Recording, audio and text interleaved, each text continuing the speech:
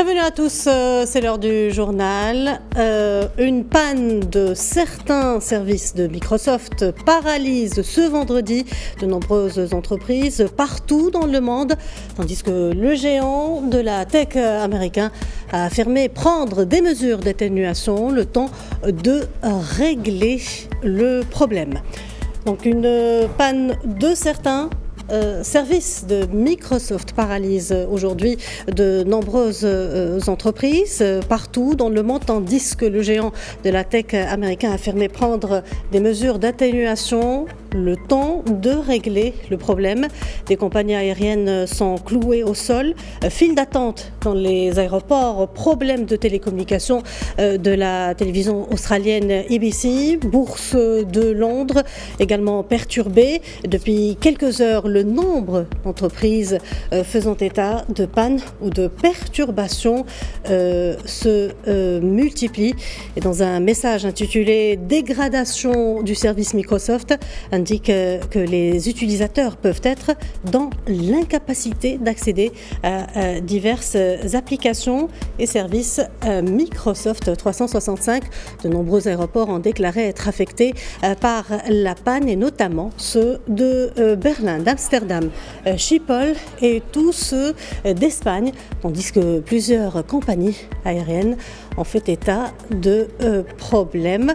Les américaines Delta, United et American Airlines, Air France, l'irlandaise Ryanair, ainsi que 3 compagnies indiennes. Et pour parler plus en détail de cette panne, nous sommes avec Omar Baldé et Anas Brar. Bonjour Anas. Bonjour Salah. Que pouvez-vous nous dire?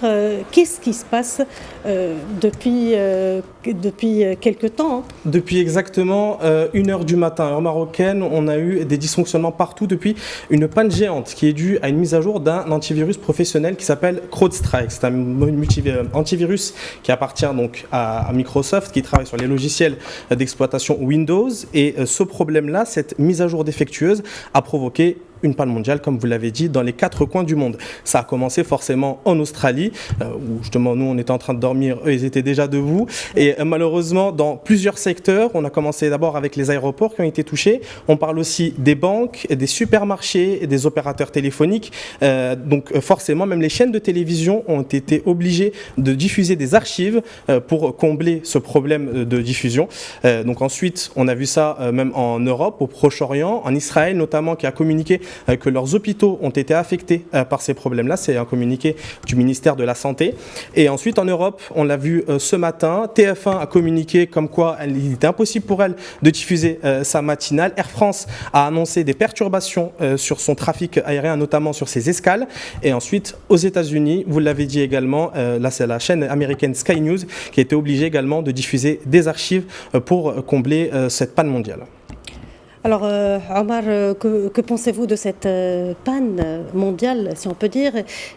Qui a causé cela, selon vous? Alors, Sana, je pense, comme Anas vient de l'expliquer, Microsoft indique qu'il s'agit d'une panne qui est survenue auprès de ses services. Et comme Anas l'a si bien dit, cela a affecté de nombreux secteurs à travers le monde. Microsoft est en train de prendre les mesures qu'il faut, de faire le nécessaire pour essayer de réparer cette erreur informatique qui est survenue, comme l'a dit Anas tout à l'heure, en pleine nuit, disons, selon là où on se situe à travers le monde. Et la conséquence, on la voit aujourd'hui, c'est le monde qui est presque à l'arrêt, le monde qui est perturbé par cette panne. Ça fait quand même assez longtemps, voire très longtemps qu'on n'a pas vu une situation similaire, si ce n'est une première à un tel niveau. Donc on est en train d'observer pour voir quelle solution Microsoft va entreprendre pour régler ce problème-là. Et je pense que sur ce plan-là, Anas, Microsoft a annoncé des choses, mais aussi il y a pas mal d'autres compagnies aériennes à travers le monde qui ont subi, mais plus que les compagnies aussi, il y a comme vous l'avez dit, les chaînes de télévision, mais aussi des hôpitaux à travers le monde, n'est-ce pas? Exactement. D'abord, pour revenir sur le communiqué de Microsoft, on avait parlé qu'elle allait prendre des mesures d'atténuation pour régler ce problème-là. C'est l'agence Presse France qui a rapporté cette information. Elle a également ajouté qu'elle resterait mobilisée pour gérer cet événement avec la plus haute priorité et en urgence, tout en continuant à traiter l'impact persistant pour les applications Microsoft 365 restantes qui sont dans un état dégradé. Donc on le rappelle, à cause de cet antivirus CrowdStrike, le fonctionnement des hôpitaux, forcément, c'est là où peut-être ça va être le plus impactant parce que pour justement les communiquer les différents secteurs dans les hôpitaux, notamment, comme je vous l'avais dit en début d'intervention à Israël, les aéroports également ont été bien impactés par cette panne mondiale. On avait parlé de Berlin, d'Amsterdam et d'Hambourg. Il y a eu d'autres aéroports qui ont annoncé des problèmes techniques à Prague, à Düsseldorf, Hong Kong, New Delhi, qui ont également annoncé des problèmes système. Donc pour l'instant, on attend une nouvelle réponse de Microsoft pour apporter une solution, pour apporter un éclaircissement sur cette situation. Mais c'est vrai que connaissant la connectivité mondiale dans tous les secteurs aujourd'hui, maintenant on a Internet et notamment Windows, on l'utilise partout, dans tous les secteurs possibles, forcément un seul petit impact et tout le secteur est touché. Et puis ce qui est, je dirais pas intéressant, mais ce qui est encore plus impactant, c'est que ça tombe à une période cruciale. Nous sommes en été, c'est le début des vacances, bien évidemment. Donc des millions de personnes à travers le monde, des centaines de millions peut-être à travers le monde se déplacent pour leurs vacances d'été. Et on sait ce que un seul retard d'un vol peut provoquer. Donc parlons aujourd'hui peut-être des centaines, voire des milliers de vols annulés à travers le monde. Combien de millions de personnes seront impactées? Quel impact sur le secteur du transport aérien qui était déjà affecté et impacté par le Covid-19? Qu'en est-il de cette saison touristique que l'on attendait à travers le monde? Alors tout ce que l'on peut souhaiter à l'heure actuelle, c'est que cette panne ne dure pas longtemps pour qu'elle puisse être rapidement réparée, afin que les choses reprennent à la normale. Parce que là, comme Anas le soulignait tout à l'heure, c'est une perturbation multisectorielle. C'est des secteurs de la santé, des médias et autres qui sont perturbés. Exactement.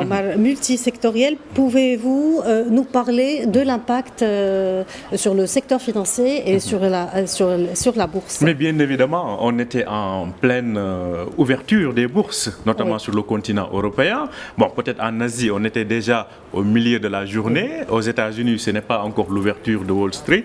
Alors, tout ceci, bien évidemment, va impacter ces bourses mondiales-là.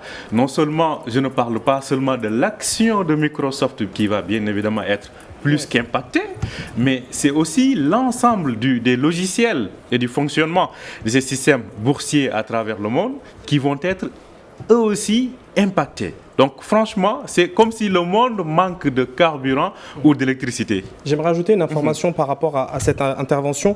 Il y a eu la bourse de Paris qui a ouvert ce matin. Elle reculait déjà de 53 points, déjà en début de matinée à 9h55 heure française. Et forcément, les inquiétudes des investisseurs vont venir peut-être encore plus impacter et affecter cette diminution-là de l'indice français. Alors, Sana, peut-être autre chose à signaler, c'est qu'à l'heure où l'on parle, au niveau du Maroc, il n'y a pas encore de réaction. Il n'y a pas encore de réaction. Ni dans les pays arabes, ni en Afrique d'ailleurs. Voilà, on a vu que Sky News a été affectée depuis donc, Abu Dhabi, donc cette chaîne-là a été affectée. Alors, certainement, Air France a communiqué disant que certaines de ses escales ont été affectées. Alors, au niveau national, jusqu'à maintenant... Ici au Maroc, pour le moment, il n'y a pas encore de communiqué officiel dont on dispose. Cela ne veut pas dire que le système ou des secteurs ne sont pas affectés ici. Mais pour le moment, on attend de recevoir une réaction de la part soit de la Royal Air Maroc ou bien des services publics de l'État qui sont concernés pour nous faire part d'impact éventuel. J'ai une petite information qui vient de tomber. On annonce que l'aéroport de Berlin, qui a été un temps paralysé par la panne, indique que les services commencent à refonctionner petit à petit. On a également des nouvelles de la chaîne Sky News, cette fois-ci au Royaume-Uni, qui a également annoncé que l'antenne avait pu reprendre après l'interruption de quelques heures. Alors, donc c'est bien de le préciser, c'était Sky News, donc britannique. Alors, c'est intéressant. Ça veut dire que peut-être un début de solution est en train d'être trouvé.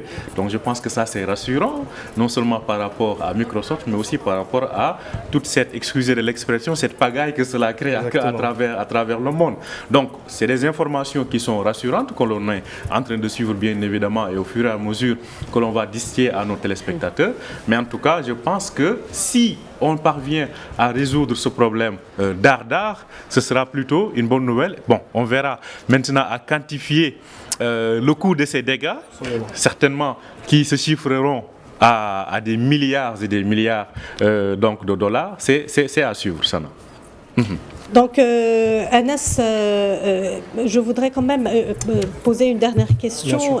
Qui sont exactement, jusqu'à maintenant, qui ont été affectés par cette panne? Donc, on le rappelle, en début de matinée, c'était les aéroports. Ce sont les aéroports qui ont été le plus affectés. On a commencé à Sydney, en Australie, là où aussi il y a eu des banques, des chaînes de supermarchés, notamment des hôpitaux qui ont été touchés par cette panne mondiale. On le rappelle, causée par le logiciel, la mise à jour du logiciel Windows de Microsoft. Ensuite, cette panne s'est propagée jusqu'au Proche-Orient. Israël a communiqué, le ministère de la Santé d'Israël a communiqué sur les hôpitaux qui ont commencé à connaître cette panne-là. Donc ces hôpitaux aussi ont commencé à être touchés. Ensuite, en Europe, en France, avec les aéroports à Prague, à Düsseldorf, à Berlin, Édimbourg, pour ne citer que, la Bourse de Paris également déjà pourrait craindre une baisse de son indice CAC 40 dans cette journée. Et après, dernièrement, les chaînes de télévision, on en a parlé également, Sky News, que ce soit au Royaume-Uni ou aux États-Unis, qui avait annoncé d'abord de diffuser des archives pour tenter de résoudre ce problème d'interruption. Et la télévision britannique a communiqué il y a quelques minutes annonçant qu'elle reprenait petit à petit son trafic. Son trafic. Alors, Sana, si je peux me permettre, bien évidemment, aujourd'hui, ce que cela nous enseigne, et c'est important à noter, c'est ce monde mondialisé, mais plus encore globalisé. C'est-à-dire, à un moment, on disait que quand la Chine se réveille là, le monde, quand la Chine tousse, quelque chose comme ça, cette fameuse expression, mais on voit là qu'une petite panne informatique peut avoir des répercussions mondiales, et on le voit aujourd'hui. C'est devenu quelque chose de globalisé, et certainement, comme on le disait, au fur et à mesure que cette journée va continuer, on verra des réactions, que ce soit au Maroc, que ce soit ailleurs sur le continent ou dans d'autres pays du monde. Mais pour le moment, ce qu'on a pu constater, c'est que c'est le monde qui s'est déjà réveillé qui a été le plus impacté, c'est-à-dire ce sont les grandes puissances, n'est-ce pas? Donc on a vu que les États-Unis, la Fédération américaine des compagnies aériennes a annoncé que presque l'ensemble des vols étaient perturbés sur le sol américain. On a vu la même chose en Espagne, où les aéroports aussi sont fermés. En Inde aussi, c'est le cas. Donc dans beaucoup de pays du monde, donc c'est dire qu'aujourd'hui nous sommes dans un monde globalisé. Le moindre mal qui survient quelque part risque de se propager partout à travers le monde. Et je pense que cela aussi implique des solutions en un moment, comment je vais le dire, des bulles de protection au niveau de chaque pays pour qu'en cas de perturbation, parce qu'avant ça, on a eu des perturbations WhatsApp, par exemple, ou Facebook, on l'avait vu l'année dernière. Facebook, Instagram, voilà, exactement, et on avait vu comment cela avait impacté la planète. C'est juste la communication. Là, c'est l'informatique et qui impacte des secteurs vitaux comme la santé, les médias et l'aviation. Donc, je pense que cela nous pousse aussi à réfléchir sur quelque chose d'intéressant. C'est qu'il y a des outils qui sont partagés au niveau mondial, mais en un moment, il faut des bulles de protection au niveau de chaque pays. Parce que cela va permettre qu'en cas d'un système qui est affecté, qu'au moins chaque pays, on puisse se parer pour ne pas vivre cela. Et je pense que aussi cela appelle à des systèmes de relais dans le monde informatique, que si un mal nous touche au point A, que le point B ou le point C puisse directement entrer en action pour essayer donc de limiter en tout cas l'impact de ces perturbations-là, Sana. Merci Omar Baldé et merci Anas Bakhar pour cet éclairage. En tous les cas, nous allons suivre bien évidemment l'évolution des nouvelles, espérant que ça ne prendra pas énormément de temps pour trouver de la solution. On l'espère. On l'espère. On vous laisse continuer votre journal, Sana. Merci. Merci à vous.